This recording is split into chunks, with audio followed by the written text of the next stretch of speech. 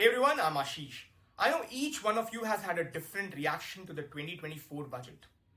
However, we all united to oppose the regressive move on the proposed tax changes incurred on the sale of property.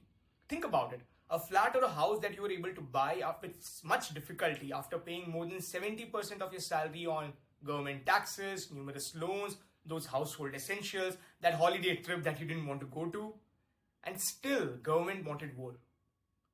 We said no, and which also led to the immediate repeal of the proposal, albeit with certain terms and conditions. However, with the rise of the stock market, each one of you has seen your wealth increase either through mutual funds or in the stock market. And you're not alone.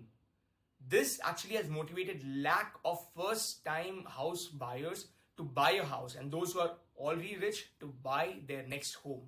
And the numbers speak for themselves. As per the Analog data, nearly 5 lakh units were sold in 2023-2024, which is the highest in the last decade. And let me give you more. Out in Gurgaon, Godrej Properties made a killing by selling homes worth 3,000 crores in just 3 days after they kicked off their Godrej Zenith project, their biggest hit of a launch to date. As per the JL Apartments data, apartments which are priced over 1.5 crores have become the fastest selling category, showing the new wealth-driven hunger in our country. So it naturally begs the question, should you buy the house before this unstoppable demand takes over and takes the house out of the reach? Or should you rent it now and then wait for the markets to cool down, the interest rates to come down before taking the leap? Okay, so how do we answer this? Let's tackle the renting question first. If you do not have sufficient funds for a down payment, the stamp duty, the registration, or your salary is not high enough to afford a high EMI, remember that 1.5 crore number? You should take a decision of staying on rent. It does not make sense to stretch your finances to buy a house. It will only put a strain on your household budget, and it will also prevent you from saving for other crucial goals. The thumb rule is that monthly EMI or the loan payment should not be more than 40% of your monthly income. And you should have readily disposable money to pay the 20% which is for the down payment.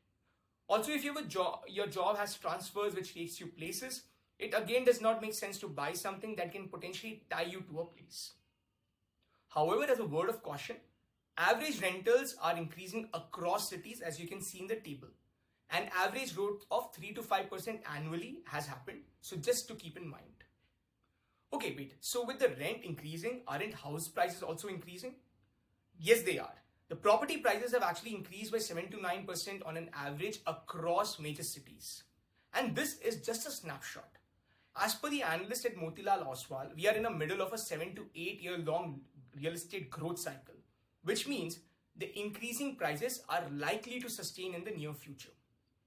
But at these rising prices, how are people affording this? Now that's the interesting part.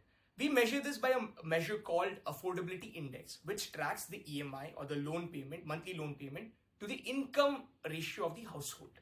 Now we can all agree that the best time to buy the house was 2020.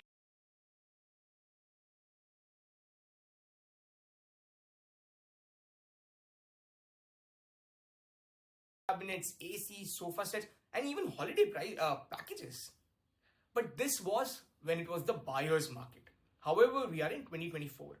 And in 2024, while we don't have these awesome discounts, we still have good news. The household incomes have grown rapidly, some from the post-pandemic correction, some from the great private sector results, and with the rising household income.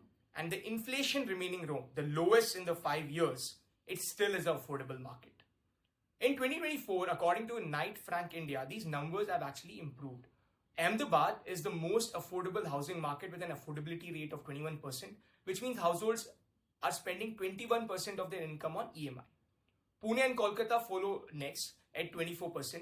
Mumbai actually is exceeding the 50% affordability threshold, but it is still better than the 2010 93% index.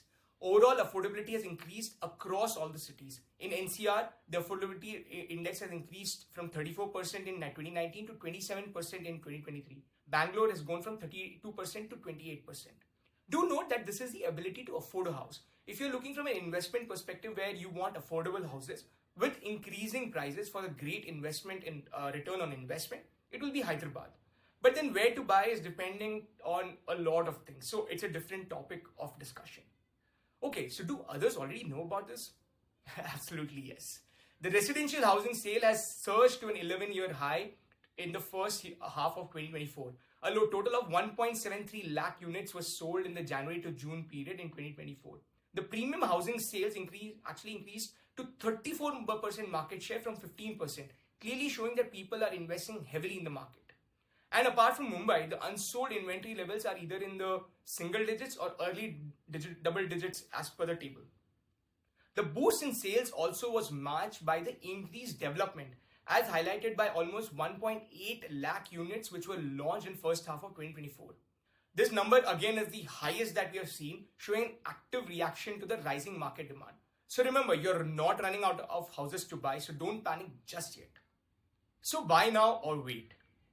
Well, it's not necessarily a bad time to buy a house, especially if it is for personal use. This continues to be a buyer's market, as you saw in the graphs, and the price appreciation has remained modest when compared to the rentals in the same region. Waiting also for a home loan rate to fall down might not be wise.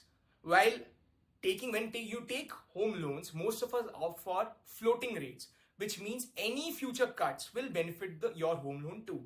And if needed, you can switch lenders to get better rates in the future.